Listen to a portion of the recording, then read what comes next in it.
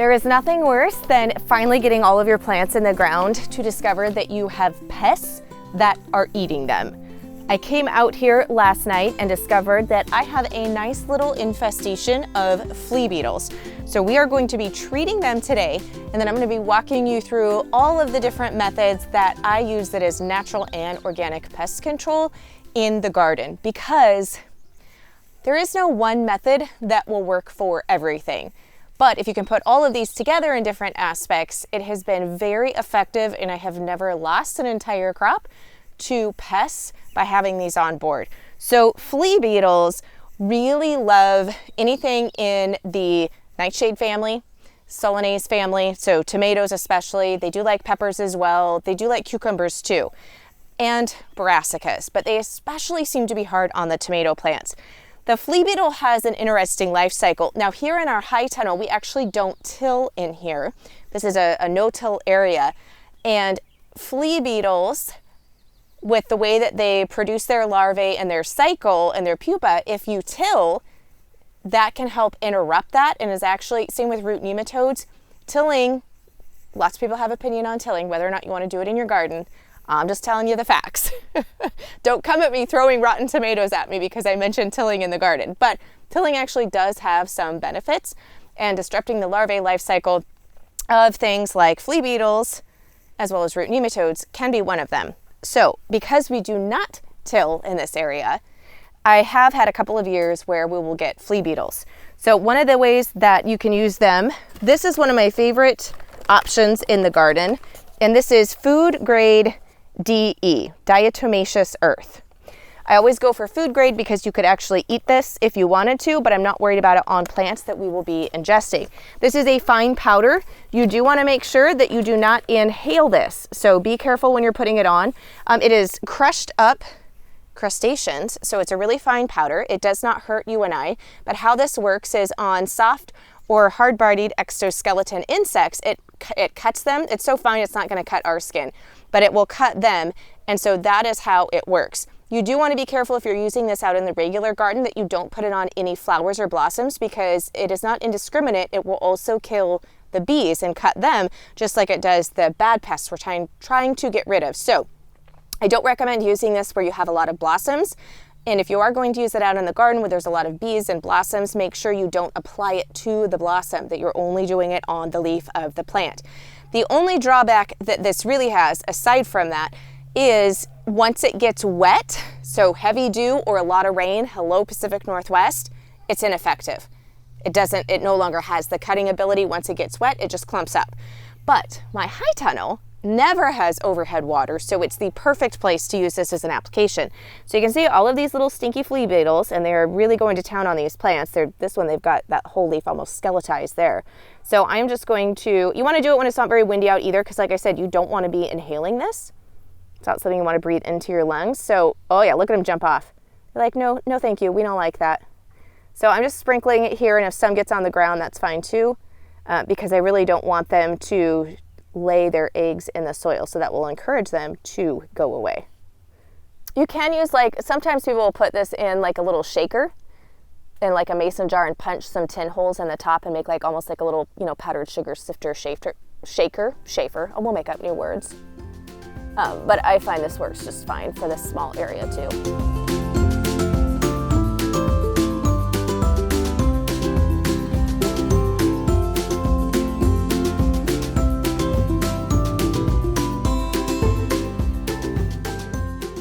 Ideally, you'll be able to use preventative measures instead of having to be active once you already have bugs that are attacking your plants.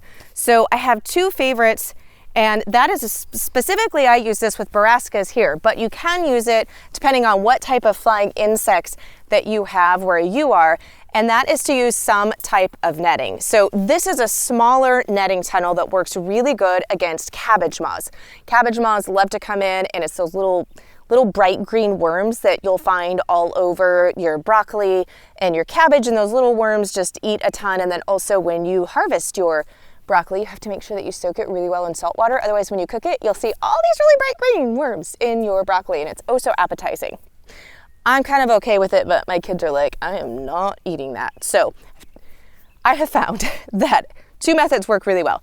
The first is using something like this. Depending on how much you're growing, and now these are this size and this is kind of pushing against them. I do have some larger tunnels of these that I'm gonna need to put out over the rest of the crops that aren't out yet, but then I'm gonna transfer this over to the smaller ones. We had some succession planting of our brassicas.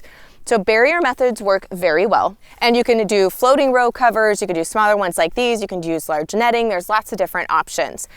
And then the second that I do, because I can't usually cover the entire garden with floating row covers, so I like to use these in the beginning when the starts are nice and small, but nasturtiums, so companion planting, is an excellent way to battle pest control. I have an entire section in my book, The Family Garden Plan. I know a lot of you guys have that, but nasturtiums, specifically orange nasturtiums, all of the scientific studies that I looked at and have also tested within my own garden are very specific that it is orange nasturtiums. But I've got all of my orange nasturtium seeds planted. However, they are not germinated yet and are definitely not in bloom, the small ones that have germinated. So this is what I use for later in the season when the brassicas and the cabbage have gotten so large that I can't really keep them covered with a bunch of row covers yet. So I like to plant my nasturtiums, intersperse them amongst the rows or the brassicas, cauliflower, Brussels sprouts, kind of the cole crops. This works really well for repelling the cabbage moth. I have found, one, they're beautiful, and two, these are also edible. They have like a very peppery flavor, so they're great in salads. You can even add them to soups, etc. But I like to put them about, I'll have 2 broccoli or 2 cabbage, for example, and then I'll plant a nasturtium. I like to make sure that they're very heavily interspersed within the rows or the sections of the crop. Sometimes people will use companion planting to repel pests and they'll do like as perimeter or bunching, but I have found it's better if I have them interspersed, or the most effective for me. Now, slug control. This is one of my constant battles with slugs and snails living in the Pacific Northwest. I actually have a couple of options that I'm going to share with you, but the first is Sluggo. So this is what I use when we have the brand new plants up, and I want to make sure they are protected, because at this stage of plant life, if the slug comes in and eats these 2 leaves, this plant is not going to be able to continue growing and it's completely dead. Once the plants are more established, then I will use beer traps in order to trap the slugs and drown them, but those aren't guaranteed that on their way to the beer trap and their ultimate death, that they won't stop and snack on some of the plants in the garden. So when it comes to everything just being freshly sprouted, I actually use Sluggo, and this is not sponsored by them in any way, shape, or form. It's simply what I have found to work really well for us. So this is OMR listed, which means it is safe to use in organic certified gardens and farms. It is a iron phosphate along with a bait. And so the way that the bait works is the slugs will come in, they don't like the iron phosphate so much, but they use the bait, and once they eat that, then they're not hungry. So even if they have crossed over the Sluggo here and are near the plants, they eat the bait first, and then that ceases them from being hungry so that they won't continue to mow down your entire started area or little sprouts that have just germinated. And then over a few days, they will, once they've ingested that bait, then they'll actually die. And so it does help control the population in the garden. And for those who are feeling bad for the slugs, we have so many slugs here. By me killing them in the garden, I am absolutely in no way harming the slug population in Western Washington state. So you do need to create a barrier though. So I will just start, it's got the nice little sprinkle cap there. So I will just sprinkle it around the entire part of the row here on both sides all the way down. And then, like I said, once these are large enough that if the slugs were to get into them, that there's plenty of leaves, then I'll go ahead and use bait traps. But hopefully by that time, my other new slug controls will be on the prowl. So we now have baby ducks, because unlike chickens, at least my chickens and anybody's chickens who live in my area, chickens do not eat slugs or snails. However, ducks will. So we have our very first little baby ducks on the homestead. Good morning. Good morning, little duckies. Good morning, little duckies. What's the matter? Yeah, it's okay. So this is the littlest of our new girls, and they are khaki Campbells. And I did get them for eggs as well. I have recently developed a sensitivity to chicken eggs, but not duck eggs. And I've discovered that baking with duck eggs, it's kind of true what they say. Once you start with duck eggs, you don't really ever want to go back when it comes to baking. So she is actually the same age as her sisters, but she's just tiny. Oh, and you're not very happy with me right now, are you? No. However, you can see how small she is, which is why they have to be in the chicken tractor, because we do have predators, and we actually have really good cats for moles and mices, and birds this small, my cat would totally kill. So they are in the chicken tractor until they're all big enough to be out, and then they will be on slug and snail patrol, and hopefully I will not have any more slug issues in the garden. You won't have any more because you're going to eat them all up. Yeah. So this is sorry, I get very baby voiced when it comes to any type of baby animal. My kids die of mortification whenever we're anywhere and I see a baby, because my voice naturally goes 10 octaves higher. However, I'm very excited about the baby ducks. I'll put you back. I'll put you back. When it comes to pest control, we definitely need to talk about our fruit trees and our berry bushes. Now, with a lot of the gardens, we're talking about smaller insects or smaller pests. However, for me, though there is some apple maggots, and which are by a flying insect that can affect apple trees. Big surprise there, hence its name is apple maggot. It's the bigger pests that tend to have the most destruction causing on our fruit trees, and that for us is deer.